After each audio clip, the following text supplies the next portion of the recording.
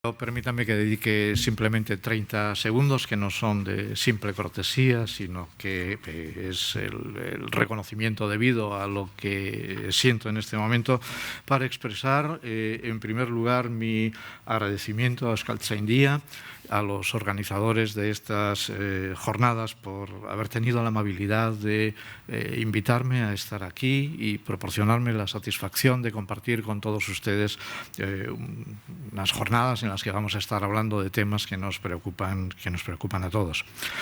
Estuve en unas jornadas de orientación similar a esta hace ya unos cuantos años, fue en 2008. La organizadora era Miriam Murquía, que está a lo largo y ancho de toda la historia de la lingüística de corpus en general. Y bueno, como último elemento, también expresarles también mi felicitación por este centenario que están celebrando ustedes. Lo que les voy a contar es la experiencia que se tiene desde la Real Academia Española en el trabajo con corpus. He titulado, me disculpo por las transparencias, entendí mal las indicaciones que me daban. Yo estoy acostumbrado a trabajar en un sistema diferente, de modo que tenía, para engañarlos a todos ustedes, un momento, una presentación en el esquema que nos mandaron. Olvidé enviarla, de modo que nos vamos directamente a la exposición. No sale el título de la disertación, pero es algo así como los corpus de la Real Academia Española, diseño, construcción y explotaciones. Así, en plural. Sé que el plural resulta un poquito extraño desde el punto de vista lingüístico, pero me interesaba dejar con claridad desde el principio el hecho de que los corpus son, como acabamos de oír en diferentes proyecciones, son multiformes en sí mismos, pero además también permiten su explotación desde muy diferentes puntos de vista.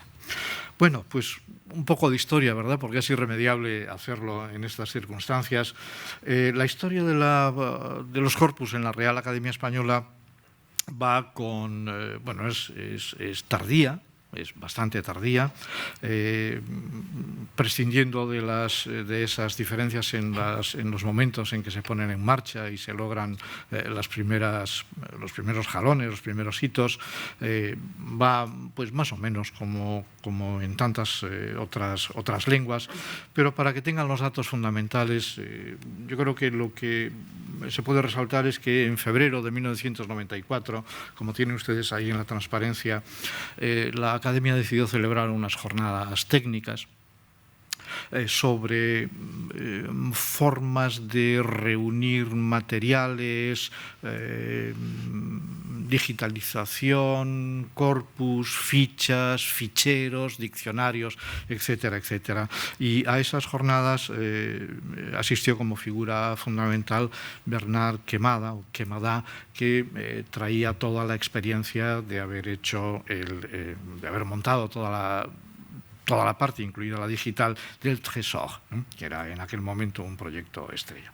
Y estuve yo también, como resultado de aquellas jornadas, en agosto de aquel mismo año, por encargo de los responsables de la Real Academia en aquel momento, que eran, como ven ustedes, Lázaro Carreter, Martín Municio y García de la Concha en la Secretaría, me encargaron y presenté en agosto un proyecto para la elaboración del corpus de referencia del español actual, el CREA.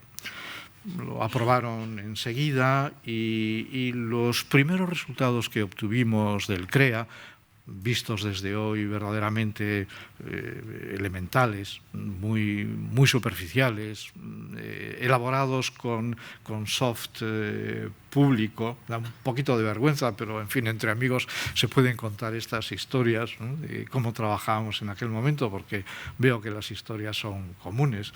Usábamos, supongo que casi ninguno de ustedes lo conoce y casi nadie lo recuerda, usábamos TACT, un programa libre que conseguía extraer zonas marcadas, previamente codificadas, de los corpus para obtener secuencias de determinadas palabras, casos de ciertas formas o incluso lemas en algún momento, ¿no? Bueno, lo importante de la historia es que los primeros resultados del CREA fueron tan espectaculares, si me permiten la expresión, que en solo 3 meses la Real Academia Española decidió extender la técnica utilizada en el CREA a lo que empezó a llamarse el CORDE, es decir, el corpus diacrónico del español, lo cual supuso la remodelación de una buena parte de los trabajos que se estaban haciendo con el diccionario histórico de la lengua española.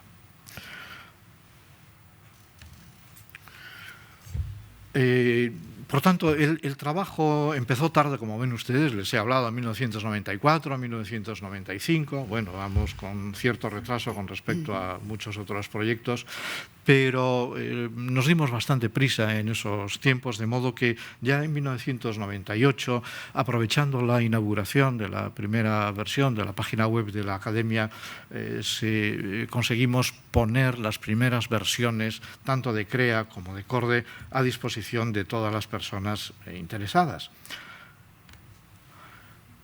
Desde ese momento hasta la actualidad, la Academia ha incrementado el número de corpus y su volumen. Vamos a ver si soy capaz de que puedan ver ustedes.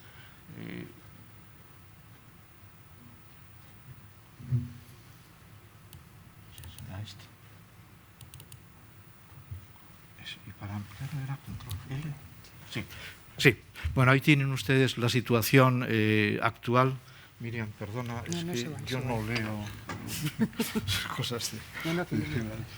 Vean ustedes, se lo digo rápidamente, tenemos el corpus diacrónico que va desde los orígenes de la lengua hasta 1974, luego está el corpus de referencia del español actual que llega hasta el año 2000, desde el 75 al 2000, el corpus del español, lo que llamamos el Corpes, que va desde 2001, gracias, hasta la actualidad, aunque en este momento la versión pública no llega nada más que hasta 2016, hay algunos, pero estamos ya en el plan de ampliarlo hasta la actualidad, y a ellos se unen estos otros dos corpus que quiero mencionarles. En primer lugar, aunque está del último en el cuadro, es el corpus del nuevo diccionario del español, que es el que se utiliza como base para la redacción del diccionario histórico, del nuevo diccionario histórico del español. No vale sumar las cantidades porque buena parte de este corpus está formado con textos del CREA y del CORDE y por lo tanto se repiten los textos, aunque la codificación es distinta y sobre todo hay lematización. Y tenemos también, estamos empezando su preparación, un corpus complementario construido precisamente para lo que será la 24ª edición del Diccionario de la Lengua Española. Es un corpus, bueno, como dice el nombre, se trata de incorporar con propósitos exclusivamente de este diccionario algunos textos que no están ni en el CORDE, ni en el CREA, ni en el CORPES y que, sin embargo, por alguna razón, las academias que forman parte de la Asociación de Academias de la Lengua Española consideran que son importantes o que lo son simplemente para la lexicografía. Bueno. Perdón, control L. Luego, si es necesario, volvemos a esto. De modo que, en general, estamos con todo esto, pero es toda la historia del español, estamos alrededor de los 1.000 millones de formas. Términos cuantitativos que se ajustan todos los días, pero como ven ahí, hay que tener en cuenta esas características del CDH que les he dicho. Muy rápidamente, ¿qué es lo que hay en el CREA y, sobre todo, qué es lo que había en el diseño inicial en lo que me voy a centrar? Bueno, pues recuerden, por favor, que estamos hablando de 1994. Nuestro modelo en aquel momento era el British National Corpus, ¿no? Ustedes lo conocen. Estamos en un sistema en el cual no es fácil trabajar con subcorpus en una época en la cual no era fácil hacer eso, de modo que en la mayor parte de los casos las consultas y la recuperación de la información se hacían únicamente en un bloque. Es decir, lo que venía era el resultado global de la consulta. Y esto significaba, claro, problemas evidentes acerca de la representatividad y del equilibrio que tenían estos materiales. De modo que lo mismo que se hacía con mucha frecuencia en aquella época, el diseño inicial del CREA consistía en tener 125 millones de formas, hasta 1999, pero con unos porcentajes que iban aumentando a medida que nos íbamos acercando a la situación actual. Es decir, que el primer quinquenio, que era como se trabajaba, tenía solo el 10%, mientras que el último quinquenio tenía el 30%. La idea, evidentemente, era dar más importancia a lo actual. Esto no tiene mucho sentido visto desde hoy, pero en aquel momento la tecnología nos llevaba en esa dirección. Y la distribución era la de un 50% para textos procedentes de España y un 50% para textos procedentes de América. La representatividad se hacía por grandes zonas lingüísticas, por un lado, es decir, la zona rioplatense, la zona andina, Caribe, etc. Luego se hacía también por quinquenios, es decir, del 75 al 79, del 80 al 84, etcétera, etcétera. Los que llamábamos entonces hipercampos, y la creación era uno de ellos, pero los otros eran ciencias, humanidades, salud, etcétera, áreas temáticas, y luego medio, ¿no?, para tener libros, prensa, oral. De modo que la combinación de los valores seleccionados de todos estos parámetros son los que podían permitir lo que hemos llamado repetidamente la recuperación selectiva de la información. La idea era que los dos corpus, el CORDE primero y el CREA después, constituyeran un continuo, pero además que hubiera un cierto dinamismo, de modo que la previsión era que a medida que fuera transcurriendo el tiempo, el quinquenio más antiguo del CREA dejara de estar en el CREA y se convirtiera en el más moderno del CORDE. Esta idea, bueno, era atractiva. A mí me sigue resultando atractiva, pero es simplemente impracticable. Y además tampoco tiene mucho sentido.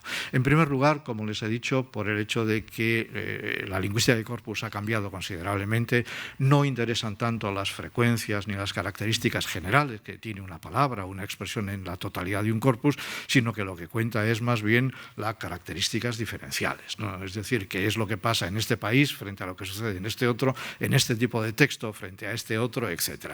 Y por lo tanto vamos en otra dirección distinta. Y por otro lado, los propósitos eran un tanto ingenuos al principio, porque piensen ustedes en lo que supondría una operación del tipo de lo que era el quinquenio más antiguo del CREA y tenía el 10%, desaparece. Por lo tanto, el segundo quinquenio, que tenía el 15%, debe convertirse en el más antiguo y solo tiene el 10%, y el tercero, bueno, simplemente imposible de realizar. De modo que la decisión fue continuar con el CREA hasta darle un quinquenio más, de otros 30 millones, hasta 37,5 millones, hasta 2004, y algún tiempo después emprender la creación del CORPES, del que les hablo enseguida. El CORDE, en cambio, va desde los orígenes de la lengua hasta 1974. Ahí tienen ustedes la distribución por periodos. Otra vez la idea de cuanto más cerca, más volumen, más porcentaje, para lograr una mejor, entre comillas, ¿no?, mejor representatividad. La distribución, ahí la tienen también, 74% para España, hay que tener en cuenta la historia de la lengua. Y la representatividad, de nuevo, pues por grandes zonas lingüísticas, periodos históricos, medios, etcétera, etcétera. Y todos estos elementos se convierten en los parámetros que luego se pueden seleccionar, se les pueden dar valores diferentes. El CORDE tenía como intención la de alcanzar 300 millones de formas, luego hubo problemas de financiación y hubo que suspenderlo un poquito antes. El CORDE tiene en este momento un poco más de 250 millones de formas. El CORDE, lo he dicho bien, ¿verdad?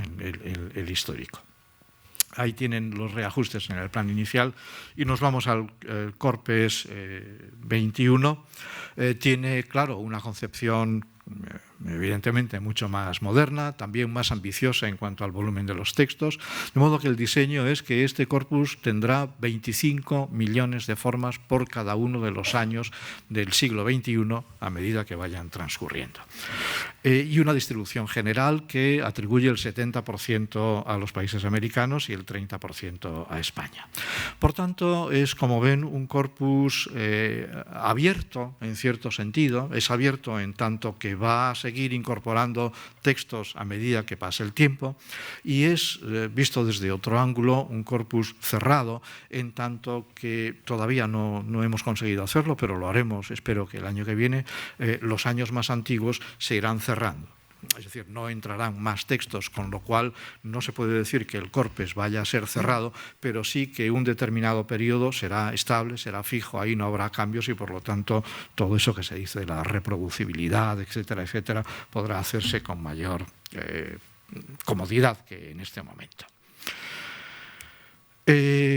La distribución de los datos, como ven, claro, hay que tener en cuenta el carácter del español, la política panhispánica que defienden las academias, el carácter policéntrico de la lengua, de modo que hay que buscar desde todos los puntos de vista que estos elementos queden debidamente reflejados, no solo para los propósitos de la Academia Española ni de las demás academias, sino también para toda la investigación, ¿no? La idea es que estas herramientas no sirven únicamente para la academia, sino que sirven para toda la lingüística española. De modo que, como de vez en cuando hay que responder a preguntas de este tipo, yo me adelanto. Los desajustes aparentes en los porcentajes no influyen, creo yo, en la representatividad de los corpus. Les recuerdo lo que decía hace un momento, lo que nos interesa es sencillamente en qué medida hay diferencias acerca de cómo se comporta una determinada expresión en la zona andina o en un país determinado y cómo se comporta en otro, y eso se arregla con un instrumento tan simple como la frecuencia normalizada, ¿no? Es decir, vemos qué es lo que sucede en el interior de cada subcorpus y entonces los ponemos en comparación. Naturalmente tenemos que garantizar que el corpus está además equilibrado, es decir, que cualquiera de los subcorpus que se pueda crear por necesidades de la persona que hace la consulta, pues eso va a tener un cúmulo de textos detrás suficiente como para garantizar que esos resultados son estables y no se deben a la casualidad porque han entrado 2 novelas, una obra de teatro y 4 entrevistas semidirigidas de un determinado país y nada más, ¿no? Y por lo tanto hay un cierto componente casual.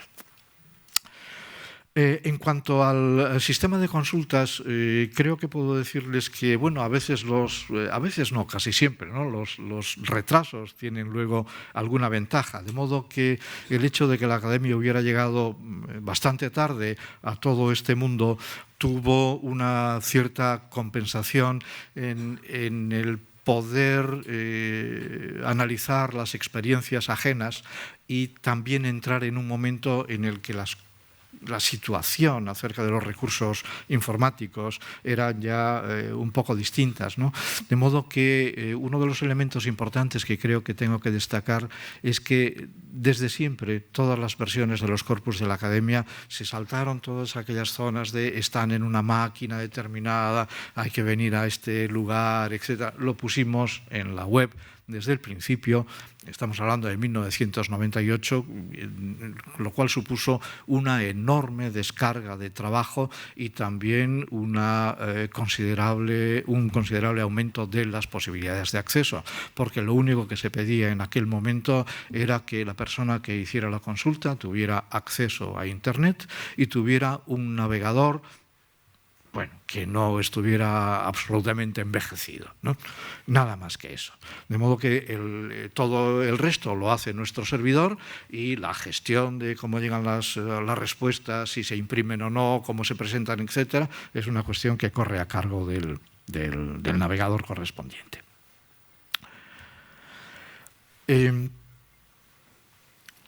Los cambios los tienen ustedes en la cabeza, de modo que aludo muy rápidamente a ellos. Sin duda, la generalización de Internet, a la que se aludía en la comunicación anterior, y la posibilidad de aprovechar las múltiples posibilidades que nos brinda la red es naturalmente un factor de enorme peso para todos. Y no menos importante, claro, es el hecho de que la disponibilidad de textos en formato electrónico haya facilitado, por una parte, y abaratado también considerablemente la adquisición e integración de textos en los corpus. Esto tiene que ver también con otros factores a los que solo aludo de pasada. El problema de la garantía de los derechos de autor, de los derechos de distribución, etcétera, etcétera. Bueno, eso reconozco y agradezco además a los grupos editoriales que siempre se han portado de forma espléndida. No hemos tenido nunca ninguna dificultad en este punto. Naturalmente nadie puede llegar y llevarse un texto de nuestra página. Bueno, si hay una piratería, pues ¿qué le vamos a hacer, no? Eso es como si entran en tu casa y se llevan el televisor, ¿no? Pero no hemos tenido problemas de ese tipo y conseguimos que los grupos editoriales nos cedan los formatos digitales de lo que están publicando en este momento, insisto, con la garantía de que solo se va a poder obtener lo que se llama una concordancia, etcétera, etcétera. Eso es francamente importante. Pero si me permiten aludir a este punto para que aquellos de ustedes que no están del todo en este terreno o han vivido solo los últimos años, puedo contarles que lo que en el caso del CREA, recuerden que llega hasta 2000 o a 2004 según las versiones, fue el elemento que nos dio mayor trabajo, que era la prensa.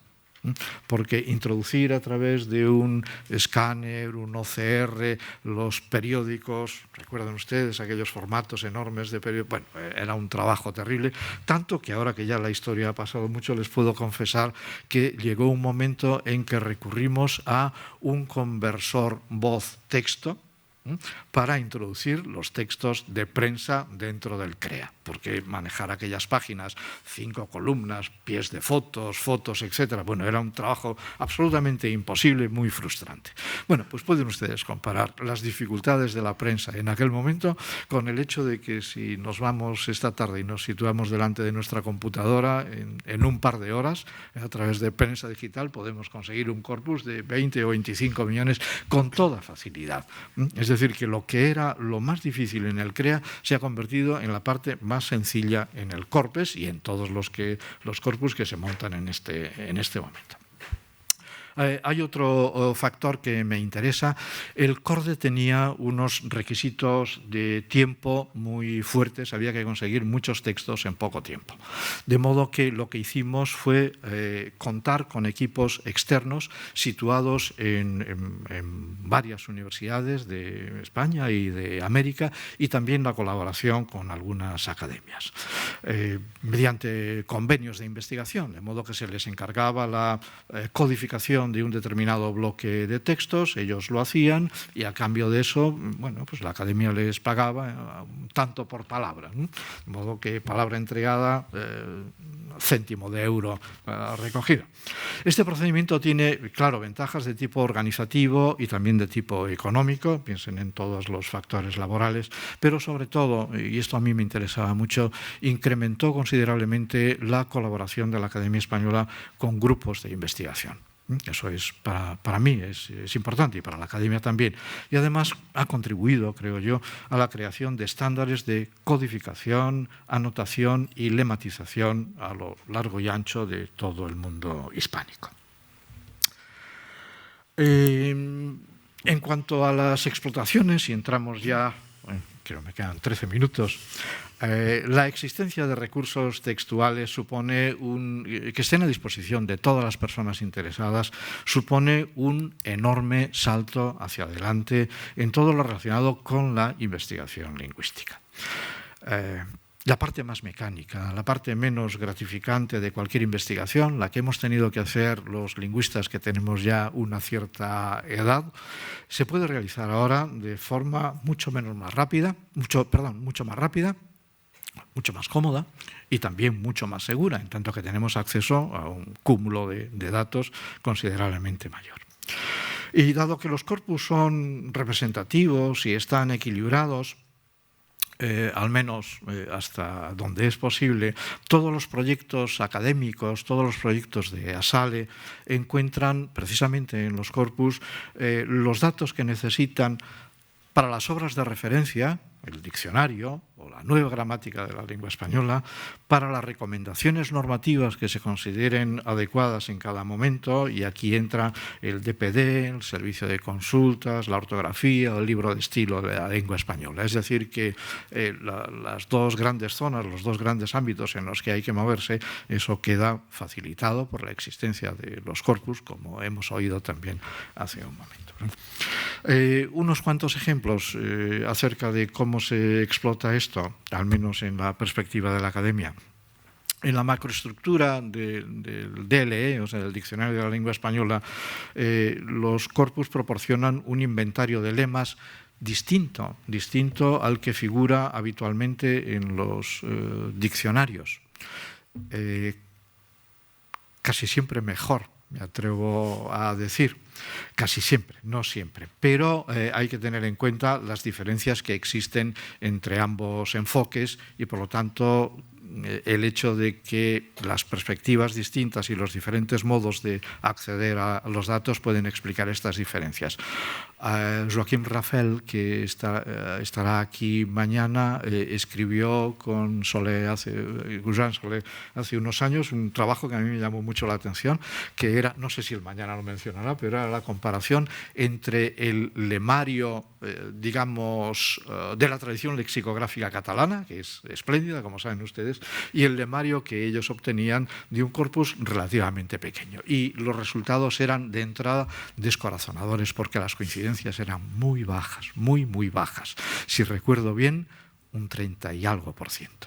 Solo el 30 y tanto por ciento de los lemas eran comunes. Pero buena parte de esto se puede explicar simplemente por la distinta configuración de los lemarios. No hay que preocuparse demasiado. Así que tranquilos y sigamos trabajando.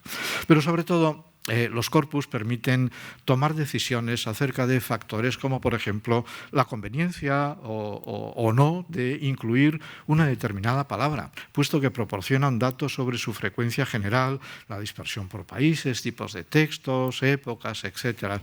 Es decir, que estas cuestiones del tipo, esto se plantea mucho hacia la Academia Española, supongo que también hacia Euskaltzaindia, ¿no? Es decir, la Academia ha admitido esta palabra, ¿por qué la ha admitido? ¿Debe admitirla? Sí, no. Bueno, ¿con qué criterios se puede contestar a objeciones o a preguntas de este tipo? Bueno, pues en la medida en que tenemos datos que nos dicen esta palabra es muy frecuente, pero está restringida a un cierto ámbito, es excesivamente técnica como para figurar en un diccionario general, o es muy frecuente, pero tiene que llevar la marca Venezuela o la marca Cuba porque solo se utiliza ahí, etc. Es decir, esto, si no tenemos estos datos, lo que hacemos es dar nuestra impresión y evidentemente esa impresión puede estar equivocada, ¿no? Por lo tanto, enlazo con el primer punto de ahí, los corpus contribuyen a evitar los inconvenientes derivados de la utilización de informaciones individuales que con mucha frecuencia, de forma irremediable, porque nos pasa a todos, incluso a los que vivimos en este mundo técnico, está teñida de factores particulares. Pero luego tenemos además otro punto que a mí personalmente me interesa mucho, que es una buena parte de la lexicografía actual, que viene en la tradición anglosajona de Firth y luego tiene que ver también con Sinclair, etc., se relaciona con el hecho de que el significado de las palabras tiene que ver fundamentalmente con el significado de las palabras que están a su alrededor. De modo que eso es lo que se llama se llaman las colocaciones, que es una palabra que a mí me gusta poco, porque colocación no es la palabra que en español no significa, parece que las palabras han fumado previamente, ¿no? Y están colocadas, ¿no? Yo las llamo coapariciones porque creo que es lo que se trata de eso.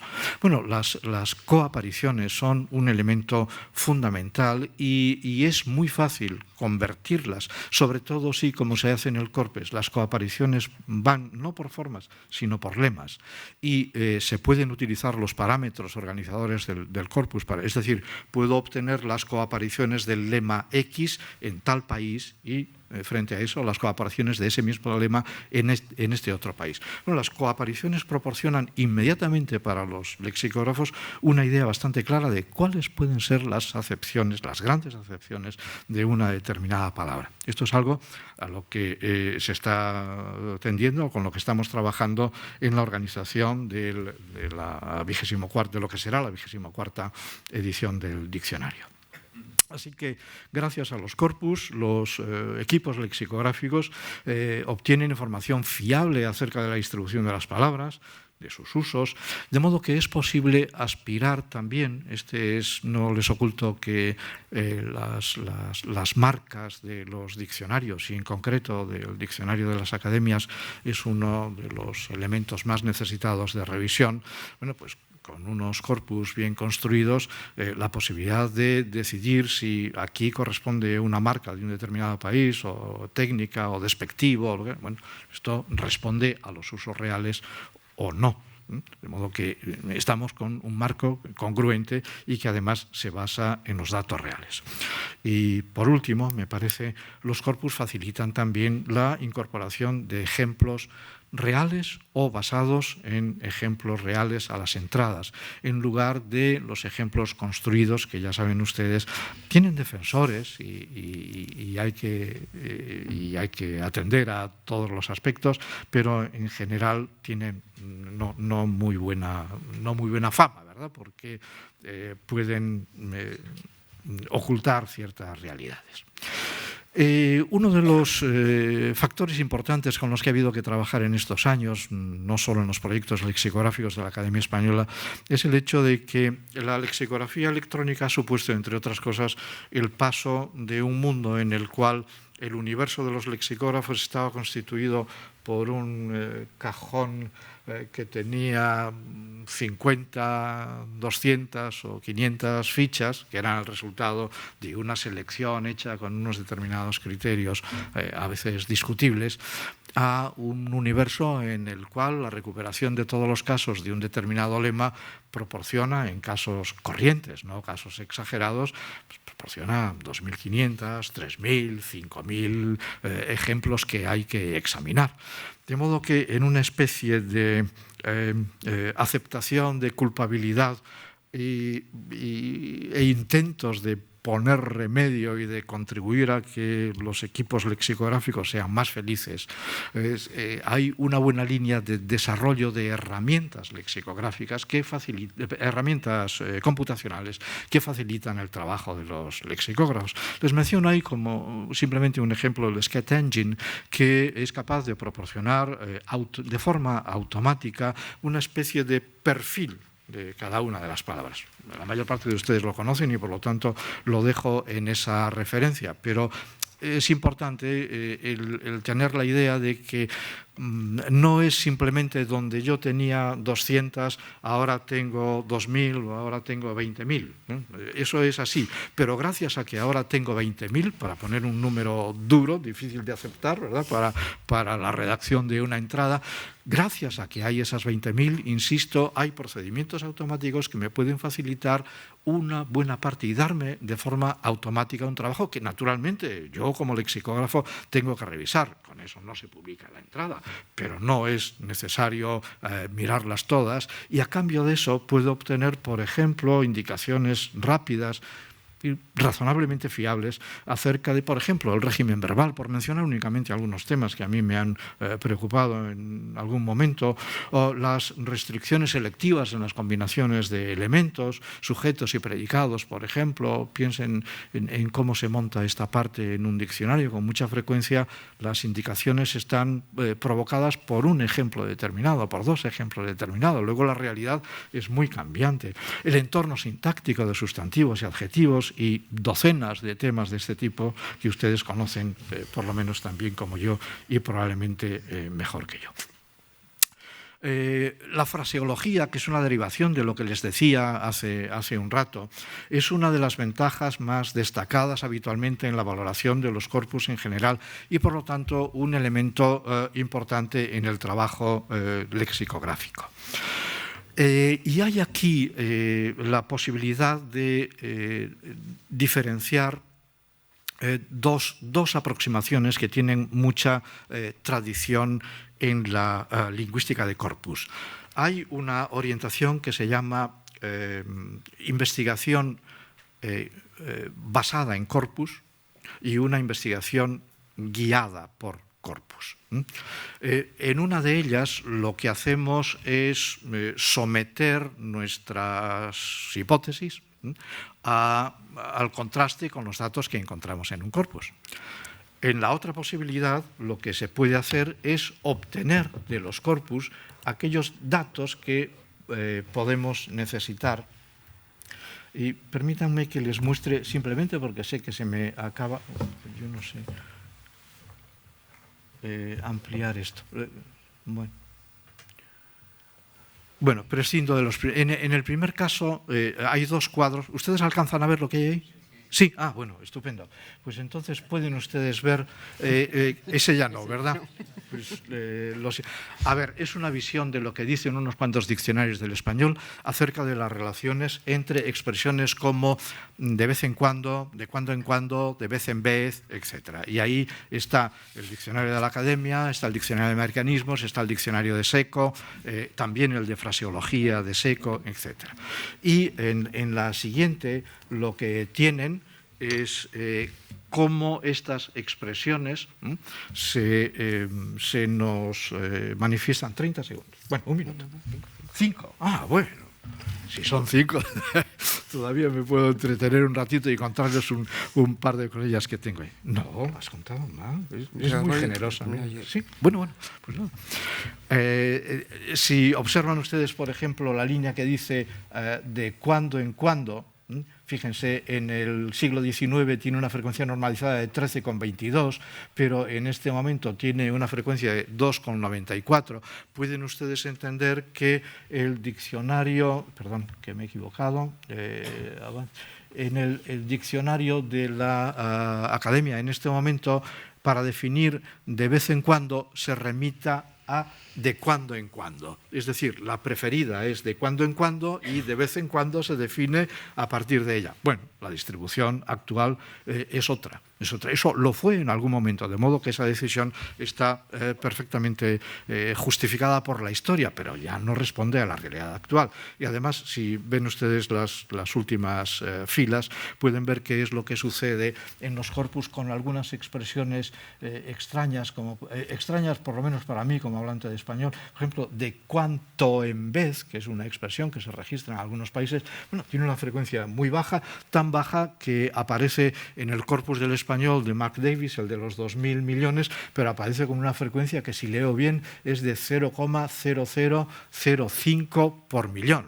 Es decir, nada, no es nada, pero bueno, aparecen ahí.